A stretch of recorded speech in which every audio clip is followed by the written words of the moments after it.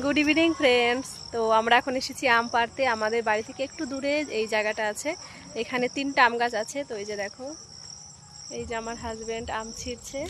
এটা হচ্ছে আম কি ক্ষীরসাবাতি না, হিমসাগর। হিমসাগর আম, এটাও খেতে খুব ভালো। আমি ব্যাক ক্যামেরা করে দেখাচ্ছি। এই যে দেখো, এই যে আমগুলো, এই যে এগুলো হচ্ছে হিমসাগর। এগুলো আম খেতে কিন্তু খুবই ভালো লাগে। তো ওই যে নিচে দেখো, বৃষ্টির জন্য এখানে জল জমে গেছে।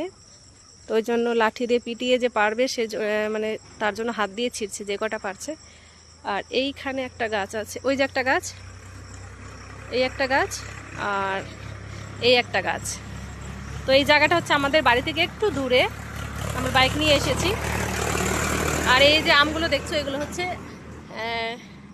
ন্যাংরা আম, ঠিক আছে।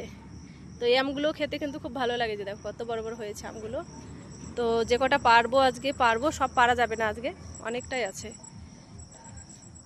তো এই জায়গাটা, এই যে দেখো, এই জায়গাটা খুব সুন্দর লাগে। তো এখানে আমাদের এইটুকু জায়গা, 3টে আম গাছ আছে। এবার গাছে ওঠো।